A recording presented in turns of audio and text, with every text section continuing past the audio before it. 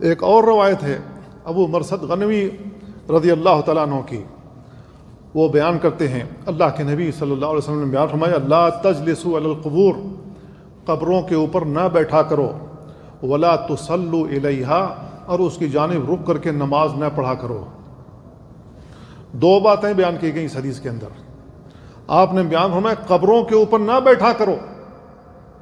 ہمارے ملکوں کی جو قبرستان بنی ہوئی ہے اس میں کوئی ترتیب نہیں ہے، گھر کے افراد اکٹھا دفن ہوتے ہیں، لوگ دفن کرنے کے لیے جاتے ہیں، اس میں کوئی راستہ نہیں ہوتا ہے، تو قبروں کو کچلتے ہوئے لوگ جا رہے ہوتے ہیں، اور بہت سارے لوگ تھک جاتے ہیں کھڑے کھڑے تو وہ بیٹھ جاتے ہیں، ان کو یہ معلوم نہیں ہوتا جہاں میں بیٹھا ہوا ہوں کسی قبر کے اوپر بیٹھا ہوا ہوں۔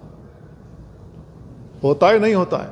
یہاں کے قبرستان میں آپ جائیں گے، قبریں لائن سے بنی ہوئی ہوتی ہیں، بیچ میں راستہ ہوتا ہے، آپ قبر کے اوپر نہیں بیٹھے ہوتے، لیکن ہمارے ملکوں میں ایسا ہوتا ہے۔ تو اللہ کے نبی صلی اللہ علیہ وسلم نے منع فرمایا قبروں کے اوپر نہ بیٹھا کرو۔ اور دوسری بات آپ نے بیان فرمایا لا تصلوا الیہا، اس کی جانب رک کر کے نماز نہیں پڑھنا۔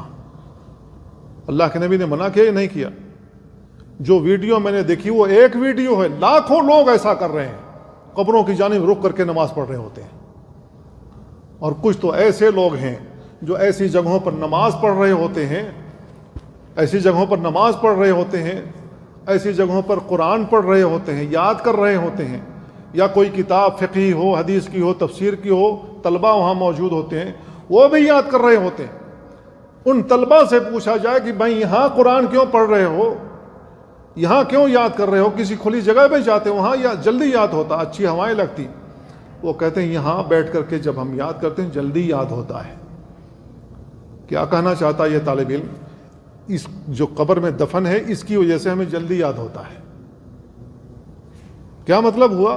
وہ یاد کروا رہا ہے آپ کو۔ تو ایسے ہی جو لوگ نماز پڑھتے ہیں مقبروں میں وہ برکت کے لیے پڑھ رہے ہوتے ہیں۔ میرے بھائیو، جس چیز سے رسول اللہ صلی اللہ علیہ وسلم نے منع فرمایا اس میں برکت نہیں آ سکتی، اور خدشہ ہے کہ اللہ رب العالمین اس کو قبول بھی نہیں کرے گا۔